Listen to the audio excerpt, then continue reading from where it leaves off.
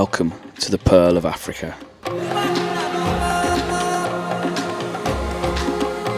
From wide open savannas to dense jungle.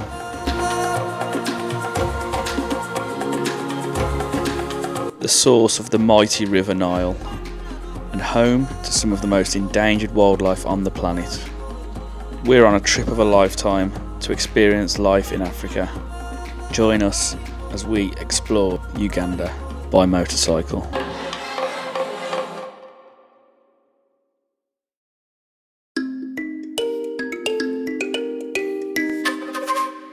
We're starting our journey in a very wet Entebbe, where we were met by Roger from the bike rental company. Welcome to Uganda! Hey!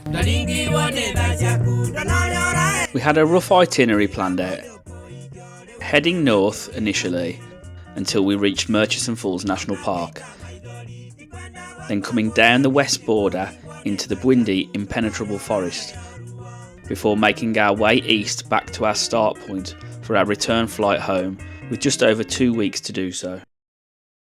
Entebbe is situated on the north coast of Lake Victoria, the largest body of water in Africa, hosting some incredible bird species, most famously the prehistoric-looking shoebill. Although the town itself is probably more famous for something else. In 1976, a flight from Tel Aviv to Paris was taken over by terrorists, resulting in what was to be known as the greatest hostage rescue mission in human history.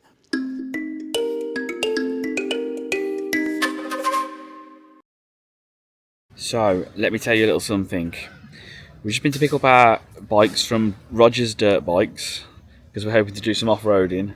These bikes have been booked for about over a year. We've been planning this trip, and then we get to him and he says, actually, I don't actually have any dirt bikes. You're going to have these. And this is what he gave us. Indian Bajaj 100, and they're absolute death traps. Well, you can understand our frustration, but having come this far, there was nothing we could do about it now. 6 horsepower of pure untamed beast. You think it's got that much? After all, we had said that we wanted to get a taste of the real Uganda, and these bikes made up around 90% of all motorcycles in the country, according to government statistics. So we made a decision to embrace these little bikes for what they are, because it's all part of the adventure, right? That's just if we could get them started first. Yes! We set off with not a working brake light between us and headed north, making our way through the chaos of Uganda's capital city, Kampala.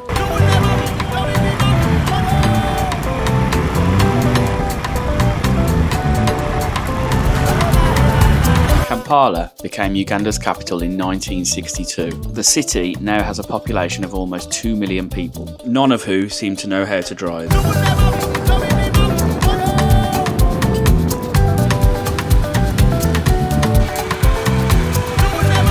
So my bike has developed a clunking noise.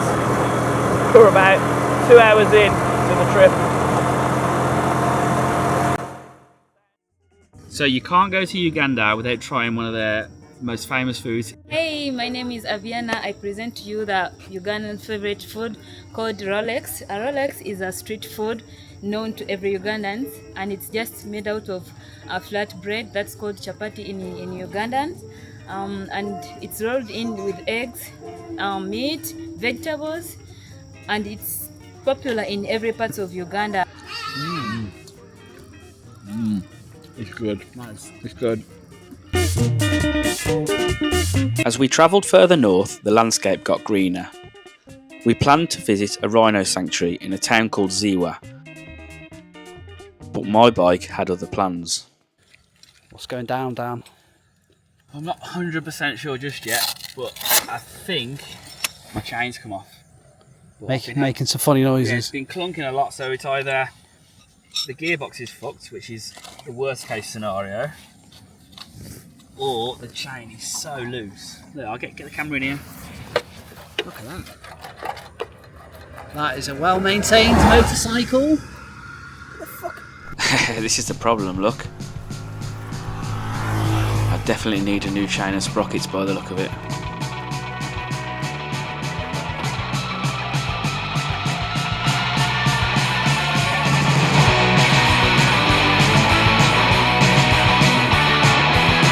the chain adjusted to its maximum, we were back on the road, for now at least.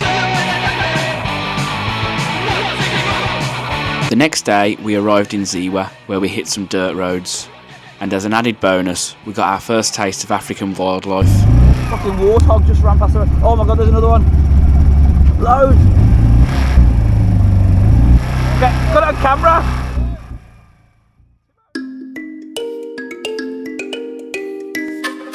We arrived at the Rhino sanctuary where we were met by our guide. So you're welcome to Ziwa. I'm called Julius, going to be the ranger guide. Sadly, there are currently no wild rhinos in the country. So we used to have rhinos in Uganda, both black and white. But during the time of Idi Amin, that was in 1970s to 80s, that's the time when they poached our rhinos. So the last rhino was seen in Uganda in 1983 from Entebbe National Park. The sanctuary exists in hope of one day reintroducing the animals into the wild. Julius was trained to track their movements from patterns in the grass.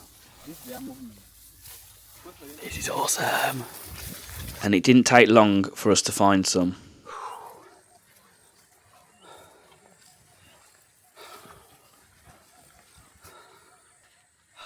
I wasn't exactly sure what to expect when we visited this place. But one thing I know is, I definitely didn't think we would be this close to them. My heart was literally pounding in my chest.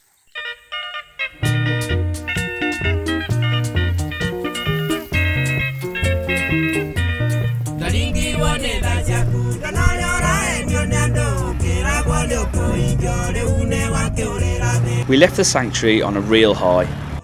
Even the sun had come out, but that was short-lived when we noticed Pete's front tyre was completely shot. I think we're going to have to put a new one on, Pete. Fortunately, there's a mechanic with parts for these bikes around every corner, and for about £8 we were back rolling once more.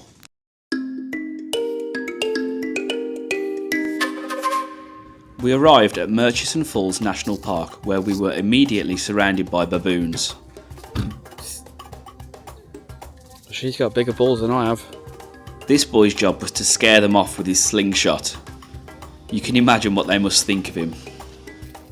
Murchison Falls is located in the north of the country, situated on the River Nile. At the top of the falls, the Nile forces its way through a gap of only 7 metres wide, making this the most powerful waterfall in the world. Of course, wherever there's water in Africa, you're sure to find hippos and crocodiles. But these are just a few of the 76 mammal species found in Murchison. So while we were here, it would be silly not to go look for more. Okay, why am I dressed like a twat? You're about to find out. It's 5 AM, which is why I sound a bit croaky. It's still dark outside, and we're about to go on our first safari. Excited. We jumped in the 4x4 and went to pick up a ranger for protection. Of course, I asked her the most important question first. Have you ever had to shoot your gun? Yes. Yes. When you imagine coming to Africa, a safari ride is probably at the top of everyone's list. After all, this continent has some of the most fascinating wildlife on the planet. So it's not hard to see why game rides like these are the most popular tourist attractions in Africa.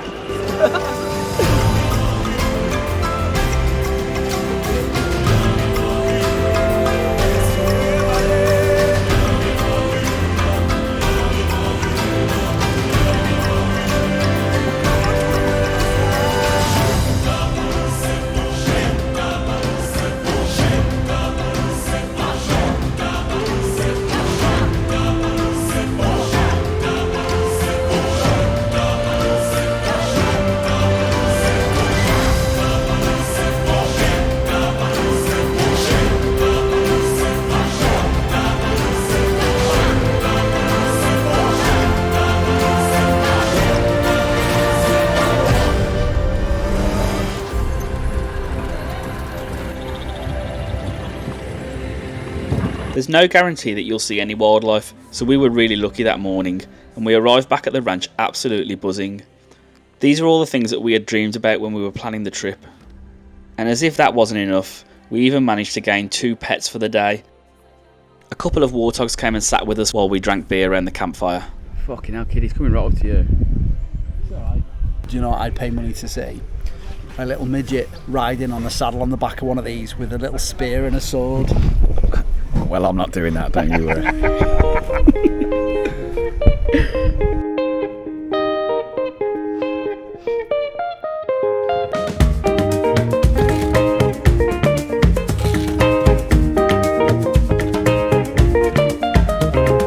The morning ritual of starting the bikes was something we had got used to by now. There she goes. And as our time in Murchison came to an end, we now had to make our way south along the west border of the country. Thank you.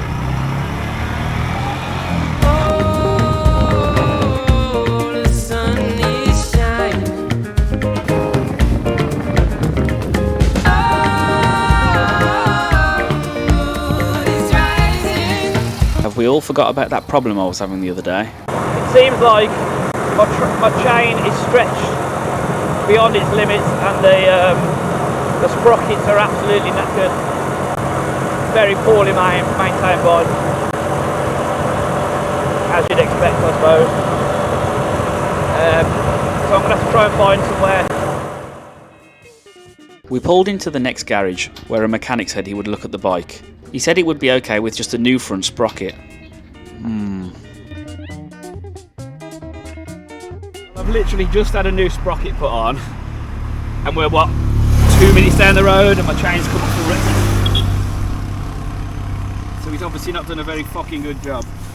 The bodge mechanic didn't tighten up my chain properly, and the chain's come off and smashed the engine case. We didn't even see that. That was so lucky.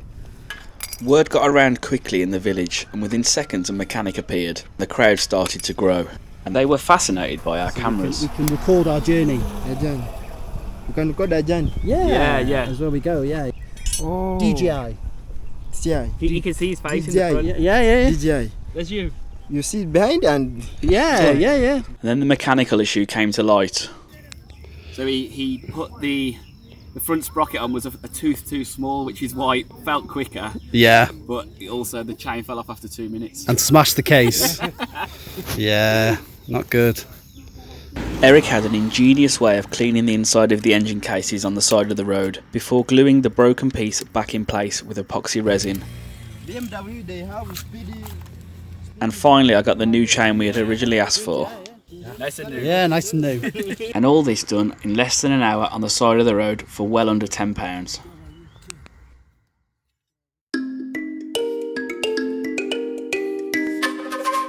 On the outskirts of Kibale National Park are a group of crater lakes formed from volcanic mountains.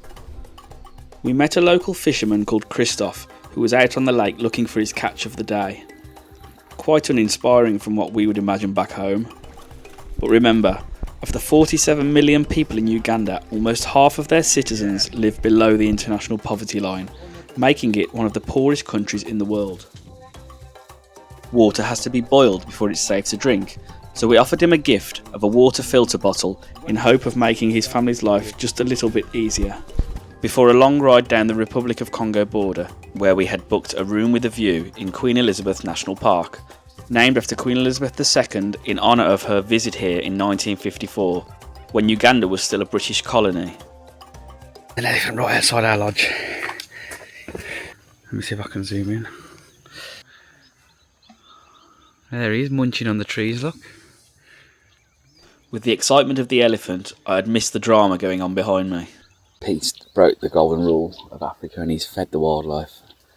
And there he is, monkeys everywhere. They want our food. He's trying to steal our map. Yeah, we need that. Fuck it down. I might have you played with my yet. Oh, look. Oh. The wildlife was a real nuisance in this part of the country, and we were regularly woken by the local night watchmen who were responsible for scaring away the elephants by banging drums as they tried to cause havoc in the village at night.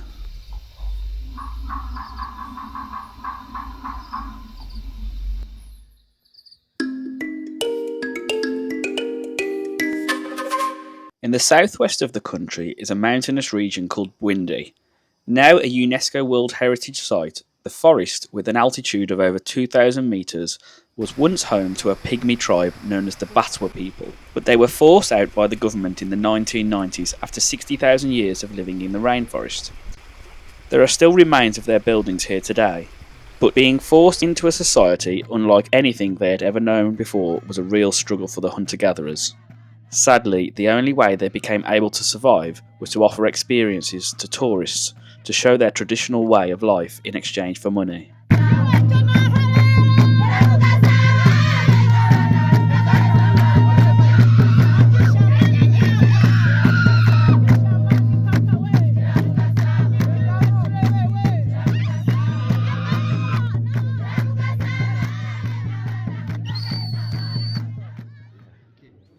After a safety briefing, we split up into small groups and began a trek into the rainforest, which borders Rwanda and Congo. As the terrain got more challenging, we could really sense that this was not our territory. This is epic. Then here. The other leg down here. This was in fact home to the critically endangered wild mountain gorillas. We found them. It's estimated that only 1,063 remain on the planet, with 604 of them living here in Uganda, and this is the only region in the whole world where they can be found. To be this close to such incredible creatures was something I'll remember for the rest of my life, even if they did get a bit too close for comfort at times.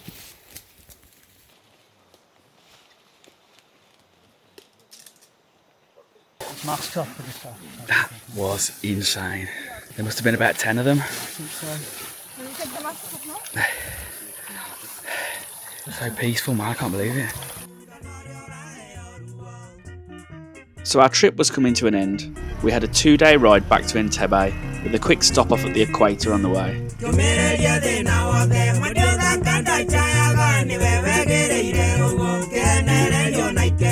This man's called Hannington, and he's going to show us a little equator experiment. Drop the flower, shows the spinning in the middle of the vortex. Yeah. South goes counterclockwise, anti-clockwise. So the farther away from the equator line, faster the speed. Yeah. The closer on the equator line, slow the speed. Yeah. What place is that? Just a little bit of anti, but not much. Oh! And it's gone. That's going in straight towards where it only. Yeah, man. So we're just about to leave the equator now, and this is our last leg, getting back to Entebbe. About 2-hour ride, a little ferry on the way. It's not a real adventure unless you take a ferry, is it? We all know that. And then that's the end of our epic trip around Uganda. Now it's at this stage of a trip where I always get a bit emotional and start reminiscing on the things that we'd seen and done.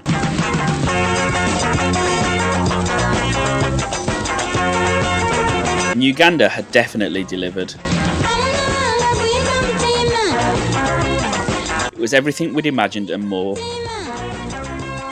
But there was an unsung hero of this adventure, an unexpected companion. And despite the drama, which actually only occurred due to poor maintenance, these little bikes didn't miss a beat.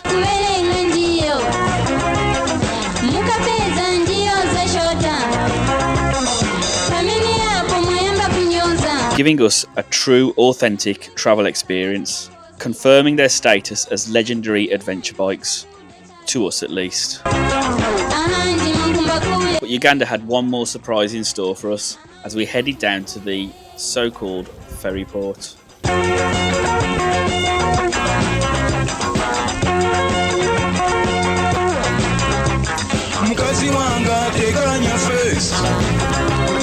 The 10-minute boat ride across Lake Victoria meant we were home. We had completed our journey. Probably the most incredible thing I've ever done in my entire life. You made it, yeah! Yeah,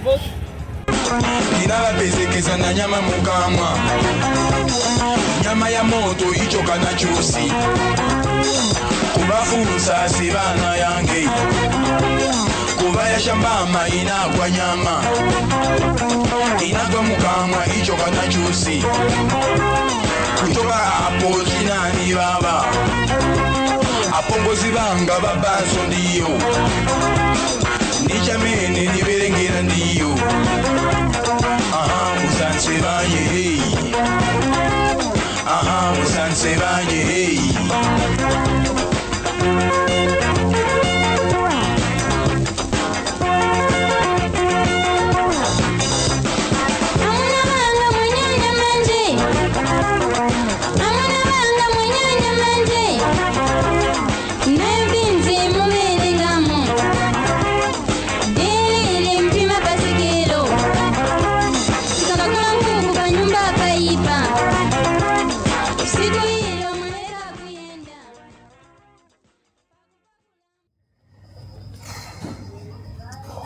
Where to next then?